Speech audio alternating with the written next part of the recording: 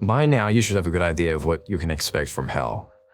You know to kill the first person you see when you fight your way out of a birthing sack. You know to find clothing, tools, and shelter.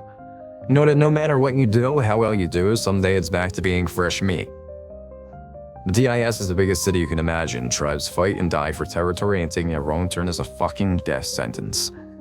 You get a feel for where you should and shouldn't go eventually. Develop the kind of street smarts you need to stay a resident for more than a day. Even so, there are places in DIS that you should know about.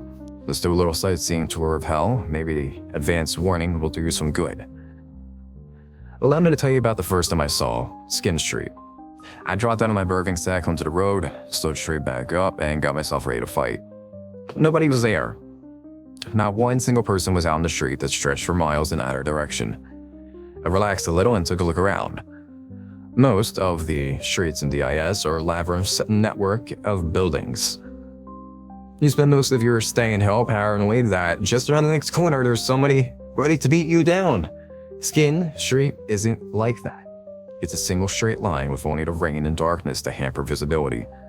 I felt more vulnerable there than I felt in any other part of DIS. You ever walked into a wide, empty space and suddenly felt exposed? Yeah. Imagine also being naked, unarmed, and in hell.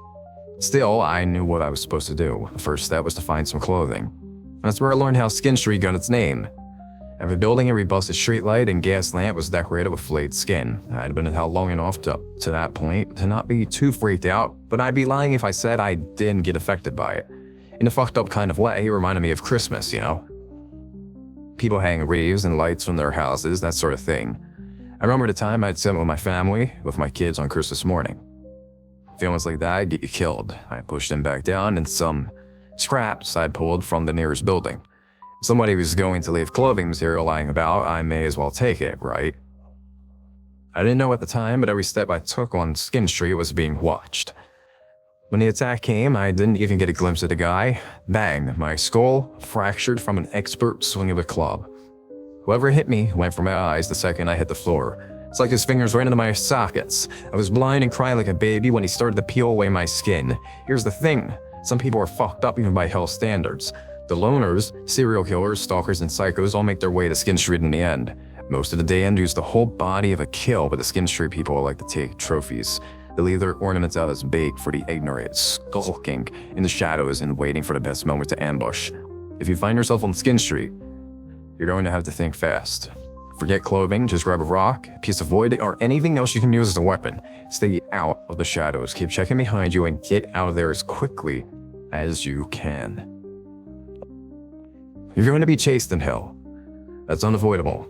At some point, you'll stumble into someone bigger than you, or you'll find yourself outnumbered. Forget about a fair fight. If somebody can take you down without you fighting back, you bet that's what they'll do. It's easy to lose focus when you're running for your life. You can forget to pay attention to your surroundings. That, my friend, is a big mistake. The outskirts of Perdition Farms are littered with billboards. They promise free food and safety to anybody fucking stupid enough to believe that. The tribes that fight over that particular territory like to herd people off the streets and into the industrial complex they call home. The good news is that those tribes won't kill you. The bad news is that they're big fans of taking people alive. They've got a project, you see. Been working on it for as long as I can remember.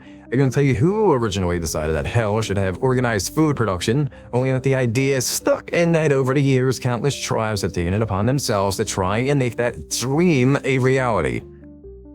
Get yourself captured by them, and you can look forward to a bit of slave labor. For the most part, the Perdition Farms tribes try to make us use of the birding pods as a source of food.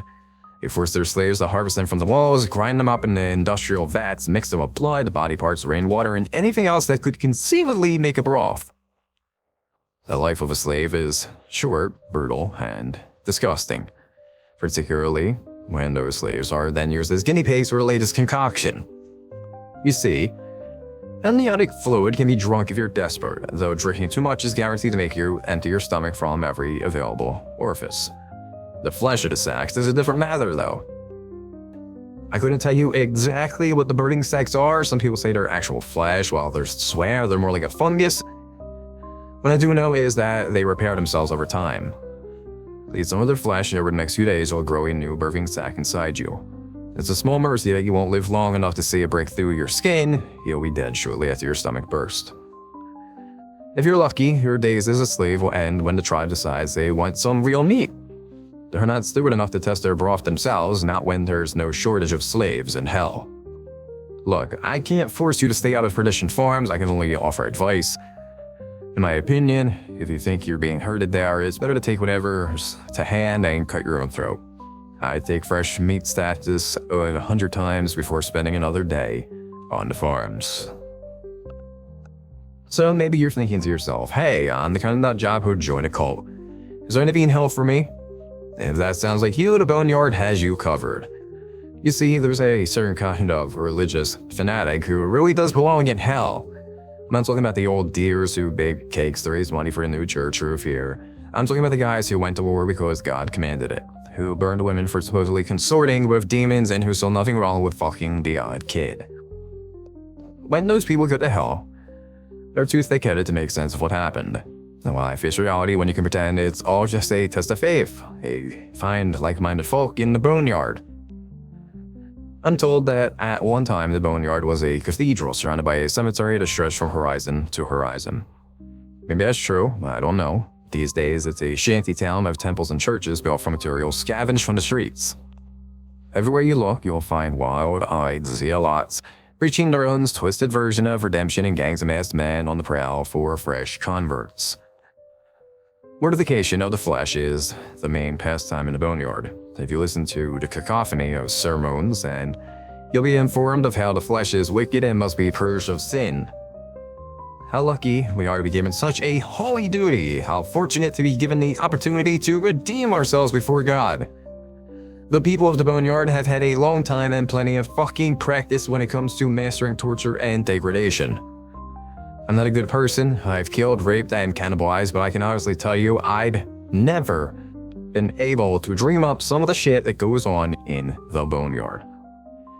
I wandered in there by accident once, and I've never been able to get what I saw out of my brain. I watched a woman, naked and bound, forced on her knees and violated with iron rods.